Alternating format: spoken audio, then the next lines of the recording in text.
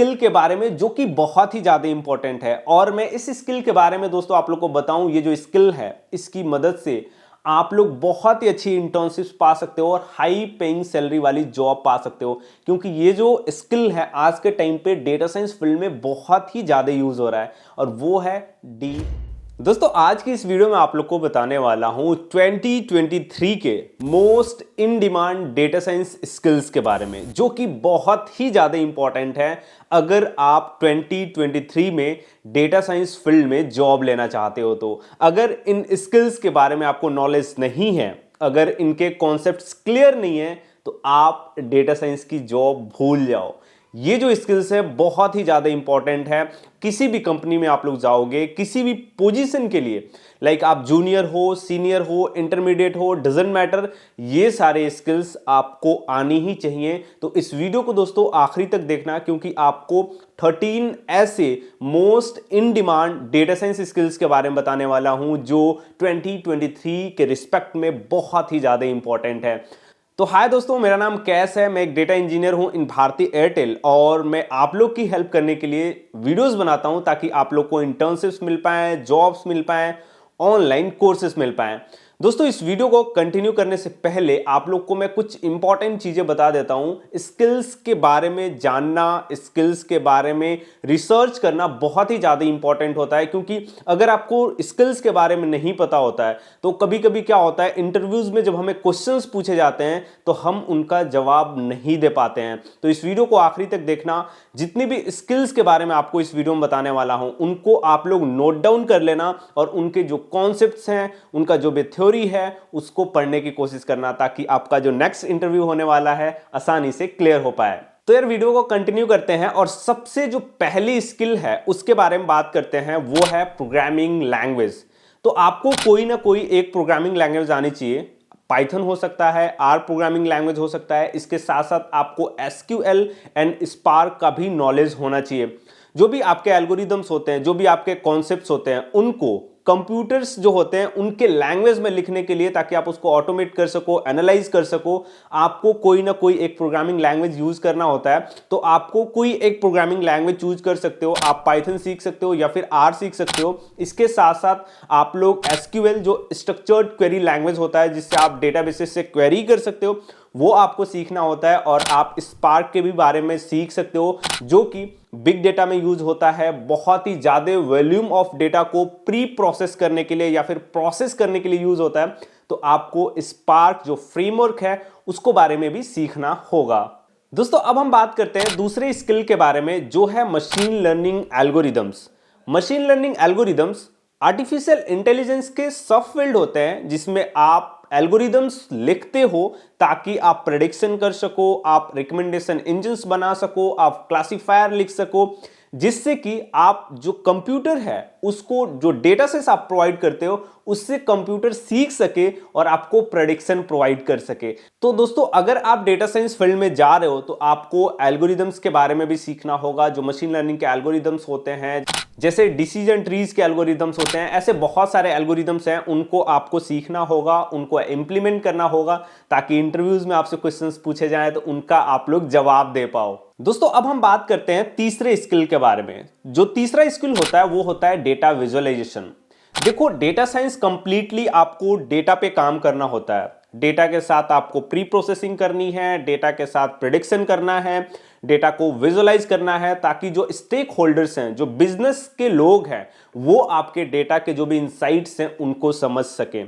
तो अगर आप डेटा को विजुअलाइज नहीं कर पा रहे हो तो आप एक कंप्लीट डेटा साइंटिस्ट नहीं बन पाओगे। तो आपको डेटा विजुअलाइजेशन भी आना चाहिए, जिससे कि आप डेटा को विजुअलाइज कर सको। डेटा विजुअलाइजेशन में आपको bar chart, line chart, scatter plots, इसके साथ साथ histogram, box plot, heat maps, pie chart, network graphs, ये सारे प्लॉट्स के सब टाइप एंड टाइप्स हैं, तो इनके बारे में आपको सीखना होगा। आप कोई भी प्रोग्रामिंग लैंग्वेज यूज कर सकते हो इन प्लॉट्स को करने के लिए। चाहे आप लोग पाइथन प्रोग्रामिंग यूज कर लो, डजंट मैटर, आपको इन प्लॉट्स के बारे में नॉलेज होना चाहिए। इन प्लॉट्स की मीनिंग क्या होती है, इन प्लॉट्स को कैसे इंटरप्रेट कर सकते हैं, ये सारा कुछ नॉलेज आपके पास होना चाहिए। दोस्तों अब हम बात करते हैं अपने चौथे स्किल के बारे में जो कि बहुत ज्यादा इंपॉर्टेंट है, वो है बिग डेटा के टेक्नोलॉजीज। दोस्तों आज के टाइम पे हम लोग को पता है अपने पास बहुत सारा डेटा सेट्स है, बहुत huge amount of data sets हैं और इनको प्रोसेस करने के लिए हमें बिग डेटा के टेक्नोलॉजीज रिक्वायर्ड होती हैं। जो ट्रेडिशनल डेटाबेसेस हैं उनमें हम इनको प्रोसेस नहीं कर पाते हैं, इस वजह से हमें डिस्ट्रीब्यूटेड कंप्यूटिंग की जरूरत पड़ती है, बिग डेटा टेक्नोलॉजीज की जरूरत पड़ती है। अगर हम बिग डेटा टेक्नोलॉजीज के बारे में बात करें तो आपको Hadoop, Spark, no SQL databases जैसे मोंगोडीबी हो गया, कैसेंड्रा हो गया, इन डेटाबेसेस के बारे में पढ़ना होगा। इसके साथ साथ हाइव एंड पिग, ये जो बिग डेटा के टेक्नोलॉजीज है इनके बारे में आप जरूर से पढ़ लेना। जितनी भी टेक्नोलॉजीज आप लोग को मैं बता रहा हूं उनको आप अच्छे से पढ़ लेना, समझ लेना, इंटरव्यूज के लिए इनको प्रिपेयर कर लेना, ताकि इंटरव्यूज में जब आपसे क्वेश्चन पूछे जाएं तो आप उनका बहुत आसानी से आंसर कर सको। दोस्तों अब हम आगे बढ़ते हैं और अपने पांचवें स्किल के बारे में बात करते हैं। पांचवा जो स्किल है वो है क्लाउड कंप्यूटिंग। क्लाउड कंप्यूटिंग का मतलब ये होता है जितना भी आप कंप्यूटिंग ऑन प्रीमाइज करते हो अपने लैपटॉप पे, वो अगर कंप्यूटिंग आप ऑनलाइन किसी थर्ड पार्टी क्लाउड के द्वारा करने लगो तो वो होता है क्लाउड कंप्यूटिंग। क्लाउड कंप्यूटिंग में मेजरली AWS, इसके साथ साथ GCP, Google cloud platform, Microsoft का भी है, वो भी बहुत लोग यूज कर सकते हैं। तो आप मेजरली AWS, GCP या फिर माइक्रोसॉफ्ट का जो एज्योर है उसके बारे में पढ़ाई कर सकते हो। इनमें से कोई एक प्रिपेयर कर लो तो मोर देन एनफ है आपको इंटरव्यूज क्रैक करने के लिए। और दोस्तों वीडियो में कंटिन्यू होने से पहले एक बहुत ही इंपॉर्टेंट मैसेज आप लोग को देना चाहता हूं। अगर आप डेटा साइंस की प्रिपरेशन कर रहे हो, डेटा साइंस में जॉब लेना चाहते हो, तो आप लोग ऑर्डिन स्कूल का data science boot camp check कर सकते हो, जहां पे आपको 360 डिग्री प्लेसमेंट असिस्टेंट मिलता है, यानी आपको पूरी तरीके से हेल्प की जाती है जॉब्स पाने में। यहाँ पे फी भी बहुत ही नॉमिनल है, प्लस यहाँ पे आपको स्कॉलरशिप मिल जाता है। फी के बारे में बात करें दोस्तों तो 99,000 इनका फी है प्लस GST, जहां पे आपको 10 डेज का रिफंड पॉलिसी मिल जाता है और आपको 30,000 तक का स्कॉलरशिप भी मिल सकता है। दोस्तों यहाँ पे बहुत सारे स्टूडेंट्स प्लेस्ड हुए हैं जो आप स्क्रीन पे भी देख सकते हो। यहाँ पे डेटा साइंस से रिलेटेड सारे कॉन्सेप्ट्स आपके क्लियर हो जाते हैं और यहाँ के जो प्लेस्ड स्टूडेंट्स हैं उनकी भी स्टोरी पढ़ सकते हो, उनके बारे में भी जान सकते हो। दोस्तों यहाँ पे ऑर्डिन स्कूल का एक बहुत इंपॉर्टेंट और बहुत अच्छा चीज मैं आप लोग को बताऊं तो ऑर्डिन स्कूल आपके बिहाफ पे जो कंपनीज होती हैं उनसे नेगोशिएट करता है। आपके जो भी सिटीज होती हैं, आपके पैकेजेस होते हैं, उन पे इनका नेगोशिएशन रहता है जिससे कि आपको अच्छा से अच्छा CTC मिल सके। दोस्तों ऑर्डिन स्कूल का जो फी स्ट्रक्चर है उसमें आपको EMI में भी पेमेंट करने का ऑप्शन मिल जाता है और इनका जो नेक्स्ट कोहॉर्ट है वो 25 मार्च से स्टार्ट हो रहा है, 25 मार्च 2023। तो उसको आप लोग ज्वाइन कर सकते हो, उसका लिंक मैंने डिस्क्रिप्शन में दिया हुआ है। वीडियो को हम कंटिन्यू करते हैं और नेक्स्ट 6th स्किल के बारे में हम बात करते हैं। अपना 6th स्किल कौन सा है जिसको आपको प्रिपेयर करना रहेगा अगर आप डेटा साइंस फील्ड में जाना चाहते हो तो दोस्तों अपना जो 6th स्किल है वो है डेटा इंजीनियरिंग। डेटा इंजीनियरिंग क्यों इंपॉर्टेंट है? देखो हमारे पास डेटा होता है जिससे हम प्रेडिक्शंस करते हैं, जिसको हम विजुअलाइज करते हैं, जिसको हम डिफरेंट स्टेक होल्डर्स तक पहुंचाते हैं। लेकिन डेटा इंजीनियरिंग कहां यूज होता है? तो देखो जो हमें डेटा मिलता है वो कंप्लीटली प्री प्रोसेस नहीं होता है, वो रॉ डेटा होता है और उस रॉ डेटा को प्री प्रोसेस करके मशीन लर्निंग इंजीनियर्स तक पहुंचाना, डेटा एनालिस्ट तक पहुंचाना, डेटा साइंटिस्ट तक पहुंचाना, ये काम होता है डेटा इंजीनियरिंग में। तो आपको डेटा इंजीनियरिंग का भी कॉन्सेप्ट क्लियर होना चाहिए, कैसे ETL पाइपलाइंस बनाते हैं, एक्सट्रैक्ट, ट्रांसफॉर्म एंड लोड, ये पाइपलाइन कैसे बनाते हैं, कैसे आप डेटा को वन पॉइंट से दूसरे पॉइंट यानी वन सोर्स से दूसरे डेस्टिनेशन तक कैसे पहुंचा सकते हो, ये सारा कुछ नॉलेज आपको होना चाहिए। तो डेटा इंजीनियरिंग के बारे में भी आप लोग पढ़ लेना, समझ लेना, ताकि इंटरव्यूज में जब आपसे क्वेश्चन पूछे जाएं तो उसको आप बहुत आसानी से आंसर कर सको। दोस्तों अब हम बात करते हैं अपने 7वें स्किल के बारे में जो कि बहुत ही ज्यादा इंपॉर्टेंट है और मैं इस स्किल के बारे में दोस्तों आप लोग को बताऊं, ये जो स्किल है इसकी मदद से आप लोग बहुत ही अच्छी इंटर्नशिप पा सकते हो और हाई पेइंग सैलरी वाली जॉब पा सकते हो, क्योंकि ये जो स्किल है आज के टाइम पे डेटा साइंस फील्ड में बहुत ही ज्यादा यूज हो रहा है और वो है डीप लर्निंग। दोस्तों डीप लर्निंग मशीन लर्निंग का एक फील्ड होता है, बेसिकली सब फील्ड होता है अगर मैं लेमन टर्म में आप लोग को बताऊं। और यहां पे आप लोग बहुत ही अच्छे अच्छे मॉडल्स बना सकते हो, जैसे इमेज रिकॉग्निशन, ऑब्जेक्ट डिटेक्शन, इसके साथ साथ नेचुरल लैंग्वेज प्रोसेसिंग की मदद से बहुत अच्छे अच्छे टूल्स बना सकते हो, स्पीच रिकॉग्निशन इंजन्स बना सकते हो। तो ये सारी जो टेक्नोलॉजीज आप लोग देखते हो, जैसे एआई की मदद से बहुत सारे वॉइस चेंज करने वाले टूल्स लोग बनाते हैं और इसके साथ साथ ऑब्जेक्ट डिटेक्ट करने वाला टूल्स बनाते हैं, वो सारा कुछ ये डीप लर्निंग की मदद से ही हो रहा है। और इसमें आपको क्या क्या पढ़ना है, कुछ कुछ फ्रेमवर्क्स हैं जो आपको डीप लर्निंग में पढ़ना है। वो है टेंसरफ्लो। टेंसरफ्लो बहुत आसान होता है, अगर आपको इंटरेस्ट है तो आपको बहुत आसान लगेगा। पाईटॉर्च है, केरास है, कैफे है, ये सारी जो टेक्नोलॉजीज हैं दोस्तों, उनको आपको पढ़ना पड़ेगा ताकि आप लोग इंटरव्यूज में इनसे रिलेटेड कोई भी क्वेश्चंस पूछे जाएं तो उनका जवाब दे सको और आपको जॉब मिल सके। दोस्तों अब हम बात करते हैं 8वें स्किल के बारे में, जो है स्टैटिस्टिकल एनालिसिस। स्टैटिस्टिक्स के बारे में आप लोग को पता होगा, डेटा साइंस कंप्लीटली बेस्ड है मैथमेटिक्स, और मैथमेटिक्स में प्रोबेबिलिटी एंड स्टैटिस्टिक्स पे। जो भी आप लोग डेटा पाते हो उसको एनालाइज कैसे करते हो, स्टैटिस्टिक्स के मदद से। ग्राफ कैसे प्लॉट करते हो, स्टैटिस्टिक्स के मदद से। तो ये जो मैथमेटिकल कॉन्सेप्ट है इसको भी आपको पढ़ना होगा। तो अगर आप डेटा साइंस फील्ड में आना चाह रहे हो तो बिना स्टैटिस्टिक्स के आप लोग सोच भी नहीं सकते आपको डेटा साइंस फील्ड में जॉब मिल पाएगी। स्टैटिस्टिक्स में भी कौन कौन से कोर कंपोनेंट्स हैं जिनको आपको ध्यान देना चाहिए, वो है डिस्क्रिप्टिव स्टैटिस्टिक्स। मैं केवल स्किल्स के बारे में दोस्तों बता रहा हूं, इनके बारे में रिसर्च करना ये आप पे डिपेंड करता है, कैसे रिसर्च करते हो, कैसे इनके बारे में नॉलेज गेन करते हो। मैं आपका रोड मैप बना दे रहा हूं ताकि आपको बहुत आसानी हो इनसे रिलेटेड पढ़ने में और जॉब्स पाने में। स्टैटिस्टिक्स में दूसरा जो टॉपिक है वो है इन्फ्रेंशियल स्टैटिस्टिक्स, उसके बाद रिग्रेशन एनालिसिस, उसके बाद टाइम सीरीज एनालिसिस और इसके बाद क्लस्टर एनालिसिस। ये सारे एनालिसिस आपको पढ़ने पड़ेंगे और इनसे इंटरव्यूज में बहुत ज़्यादा क्वेश्चंस पूछे जाते हैं। तो ये सारे स्किल्स आप लोग जरूर से पढ़ लेना।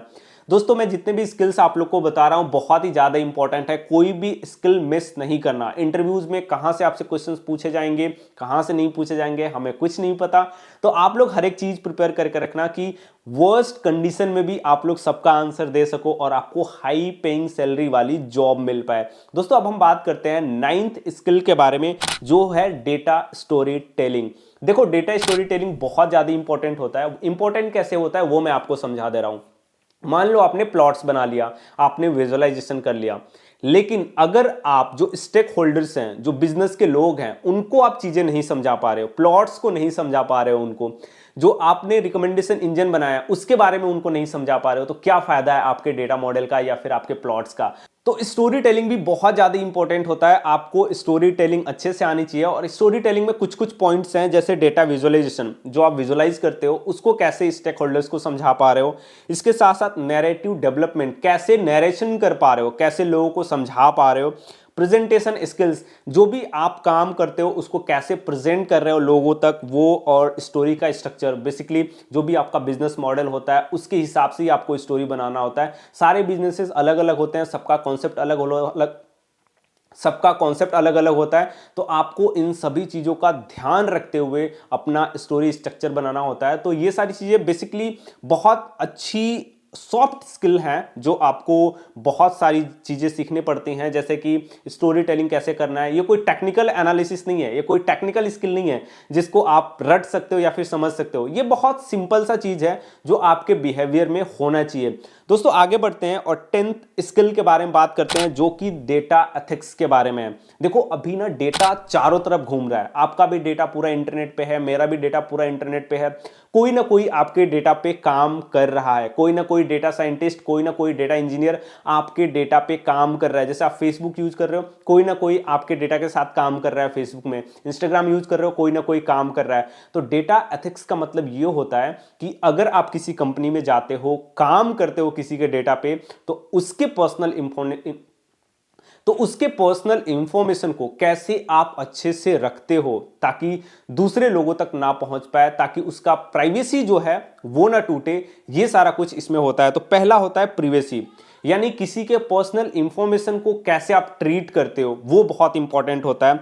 जो भी डेटा, पर्सनल डेटा कलेक्ट होता है उसको आप बहुत ही प्रोटेक्टेड मैनर में आपको यूज करना होता है। और दूसरा होता है बायस, यानी जो भी आप डेटा पे काम करते हो उसके प्रति आप बायस ना रहो। कौन सा मशीन लर्निंग एल्गोरिदम यूज करना है इसके प्रति बायस ना रहो कि मुझे केवल डिसीजन ट्री यूज करना है, कोई और एल्गोरिदम मैं यूज नहीं करूंगा। तो ऐसे नहीं रहना चाहिए, आपको सिंपल रहना चाहिए, अनबायस रहना चाहिए, ताकि आप अच्छा से अच्छा मशीन लर्निंग एल्गोरिदम बना सको और उसको यूज कर सको।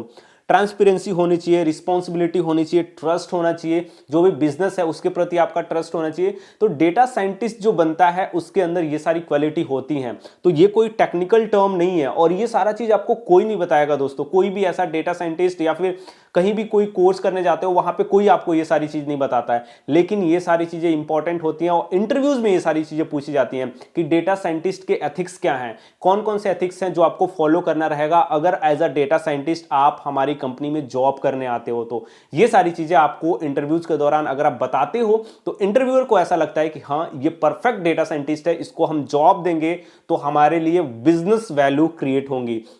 तो ये स्किल बहुत ज़्यादा इंपॉर्टेंट है। उसके बाद है बिजनेस एक्यूमेन। जो 11th स्किल है दोस्तों वो है बिजनेस एक्यूमेन। और बिजनेस एक्यूमेन इसलिए इंपॉर्टेंट है, किसी भी कंपनी में आप लोग जॉब करने के लिए जाते हो, वो टेलीकॉम कंपनी हो सकती है, वो जैसे मार्केटिंग की कंपनी हो सकती है, वो फाइनेंस से रिलेटेड कंपनी हो सकती है।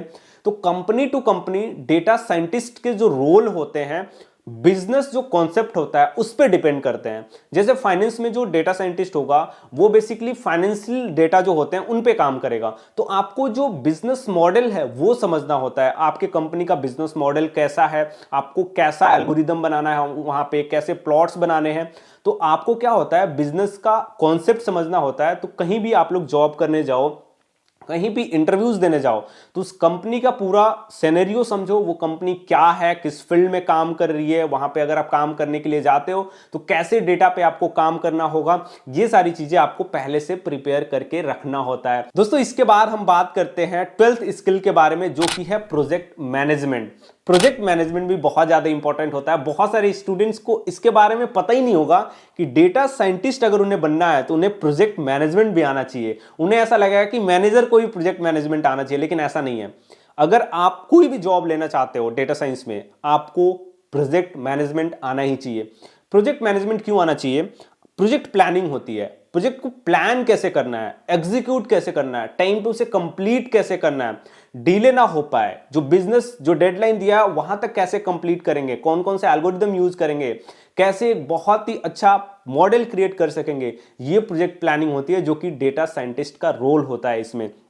इसके बाद task management, risk management, resource management, ये सारा जो पॉइंट है वो आपको पता होना चाहिए, कैसे आपको इंप्लीमेंट करना है। जो बिजनेस आपको टास्क देता है उसको कैसे कंप्लीट करना है, तो आपको प्रोजेक्ट मैनेजमेंट के बारे में भी नॉलेज होना चाहिए दोस्तों। अब हम बात करते हैं लास्ट में 13th स्किल के बारे में, बिजनेस स्पेसिफिक नॉलेज के बारे में, डोमेन स्पेसिफिक नॉलेज के बारे में। यानी जिस भी कंपनी में आप लोग जॉब करने के लिए जाते हो उसके डोमेन के बारे में आपको नॉलेज होना चाहिए। जो बिजनेस एक्यूमेन था उससे कहीं ना कहीं ये रिलेटेड है 13th स्किल, जो कि आपको बिजनेस के बारे में पता होना चाहिए। तो दोस्तों ये थे 13 इन डिमांड बोलूं या फिर मोस्ट इन डिमांड बोलूं, दोनों बात एक ही है। डेटा साइंस में आना चाह रहे हो आप लोग तो इन सारी स्किल्स को अच्छे से पढ़ लेना, समझ लेना। इंटरव्यूज के लिए प्रिपेयर करने जा रहे हो तो इन सारी स्किल्स को आप जरूर से पढ़ लेना। और दोस्तों वीडियो अच्छी लगी हो, थोड़ी सी भी आपके लाइफ में इस वीडियो से वैल्यू क्रिएट हुआ हो, इस वीडियो को जरूर से लाइक करना। और दोस्तों ऐसी ही वीडियोज अगर आप लोग देखना चाहते हो तो इस चैनल को सब्सक्राइब कर दो और अपने दोस्तों के साथ भी शेयर कर दो जो डेटा साइंस फील्ड में जाना चाहते हैं।